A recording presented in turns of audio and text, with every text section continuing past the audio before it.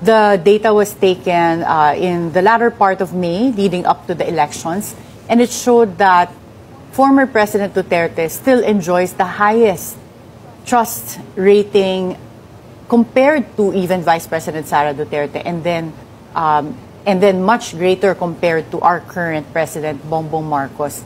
What do you think accounts for that? Yung nananatiling malaking tiwala ng mga Pilipino kay former President Duterte, considering na matagal na po siyang wala rin sa pwesto?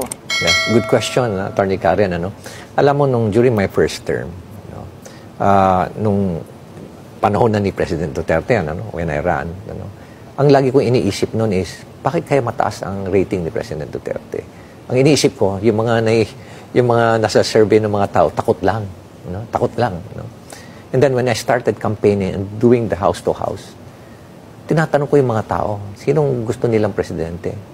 Ang taas ng rating ni Presidente, ni PRRD. Ang first na reason is yung feeling of safety. Pati yung mga madre. Nakita mo naman kung papaano kumisan na dinidisrespect na ni PRRD si Pope. Pati nga yung Panginoon natin. Dinidisrespect na niya. Pero may nakakusap ako mga madre. Sabi ng mga madre, Duterte kami. And tinatanong ko sa bakit? Yung feeling of safety na kahit anong oras uuwi ka, safe na safe ka. Unlike in the past na dadaan sila sa eskinita, takot na takot sila dahil marami nakahubad, may mga drug addicts. And during that time, involved na rin yung mga ibang PNP personnel. Meron na rin tayo mga narcopolitics at mga maralaking mga well-known businessmen na involved na rin sa drugs.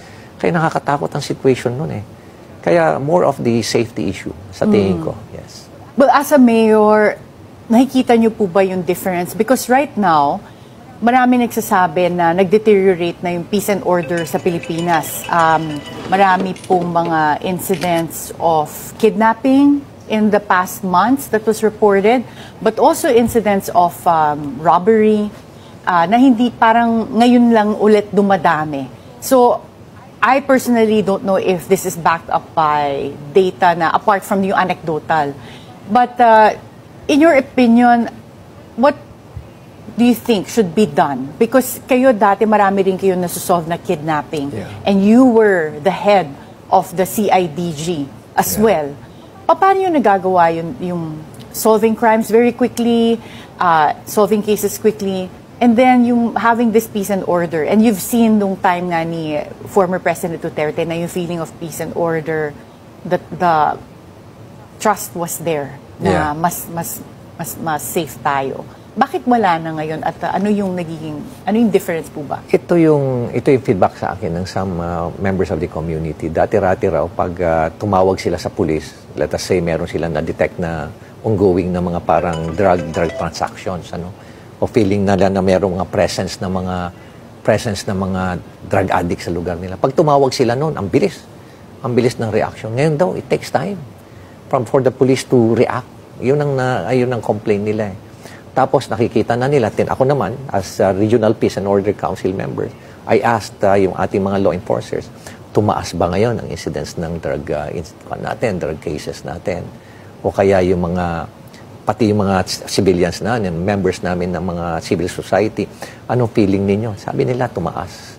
Tumaas talaga. So, ibig sabihin is backed by data. At the same time, observation. At kung titingnan mo rin yung recent na survey ng Pulse Asia, talagang isa sa mga disapproval kay Presidente, number 1 is yung inflation. Pangalawa is corruption, di ba? Pangalawa is corruption. And number 3 is yung fighting criminality. Yun yung mga concerns nila ngayon. Tulad nung si Marco, yung kalaban ni Mayor Magalong sa Baguio. O bumabaha ang pera sa Baguio, ano nangyari? Panalo pa rin si Magalong. Kasi ang issue naman doon, hindi, si Magalong naman, malinis naman, maayos, anti-corruption. Iyon ang gusto ng tao. Tama. Kita mo si Kimbo, natalo rin. At saka yung iba namang pumirma sa impeachment, pumirma lang, hindi naman sila active doon sa pagtatanong, di ba? Hindi naman alam I'm sure tinatago pa nga nila sa mga constituents na natatakot sila di ba? Yung mga visible, yung mga high profile sa impeachment, si Kimbo Olats, Abante Olats, Paduano Olats, yung nabawasan, Castro, yung Kabataan, Franz Castro, di ba? Yun lang. Yun ang analysis dyan. Kaya nilis yung budget. Yung budget. Oh, di ba? Pero attorney, may nagsasabi tayong dalawa daw, antay lang na antay. Bakit? Antay tayo sa impeachment. Antay na antay. Naghihintay. Hinihintay. Yun ang ibig sabihin nun. Yun ba yun? Ngayon, habang naghihintay tayo hanggang puro impeachment ang inaatupag, eto na ang nangyayari. Okay. Ang krimen matindi. Kita mo, kahit ang South Korea, binalaan na ang kanyang mga mamamayan. Eto ang sinabi, dahil daw sa mulalala.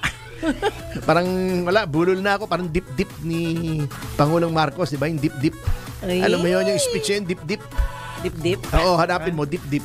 Anyway, dahil daw sa lumalalang sitwasyon ng krimen at mga matitinding mga krimen na ang pinagbubuntunan ay mga Koreano, ay mag-ingat-ingat daw sila rito sa Pilipinas. Kawawa naman tayo.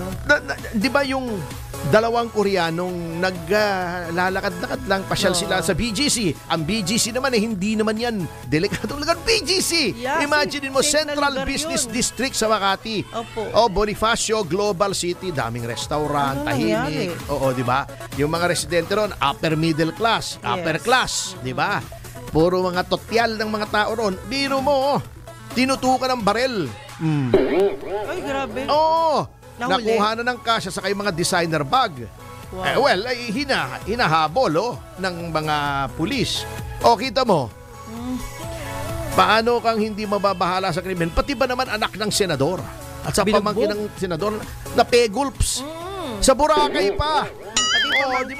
Di ba maayos naman ang Boracay? Safe yun eh. Nung panahon ni Pangulong Duterte, wala naman nang napepegulps doon eh. Ano yun? Lalo na, biro mo, anak ng senador. Opo nga. Mabubugbog. Paano pa kaya yung pangkaraniwang tao, di ba? Nakakatakot naman. Hindi, nakakatakot talaga. At hindi ito yung mga delikadong lugar katulad ng Tondo. Yung sinasabi nating medyo, medyo nakakatakot. O kita mo to ha, ito. Pati yung mga high-end, yung mga mamahaling condominium doon sa BGC ay nag-i-issue na. Nagagawad na ng mga babala sa kanilang mga residente. Okay, ito ba ito? Etong 2 Lafayette Square, ha? Etong 2 Lafayette Square ay nasa Salcedo Village. Nasa Central Business District. Nandiyan yung opisina ng LTA. Makati yan dati, diba? Makati, hindi Makati dati. Makati pa rin hanggang ngayon. Iba yung BGC. Iba yung Salcedo Village. Sa gitna ng Makati yan. Puro office building yan, Kita mo, Sabi niya, dito 17 May, please be extra careful when walking in Salcedo Village. Salcedo Village! Oh my God. Ha? Nakakatakot na talaga niyan. Central Business District, there has been an increasing number of hold-up incidents in Salcedo Village. Just last night, our tenant had a failed attempt of hold-up riding in tandem.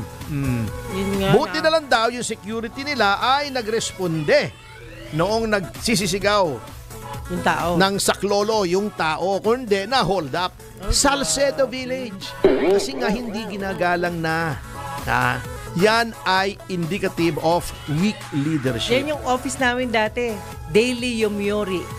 Yung Shimbun. Yung area na yan, yan ang unang-unang opisina ng tatay ko sa Maynila, yung BF Topman. BF Topman. Wala na ngayon.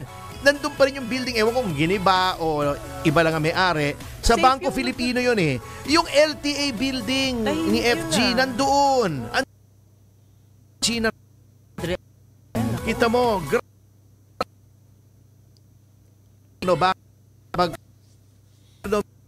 nagalang ang batas. Subliminal yan, subconscious yan sa mga kriminal. Yung gobyerno nga hindi ginagalang yung batas, bakit namin gagalangin? At sa halip na krimen ang iniintindi, puro pamumulitika.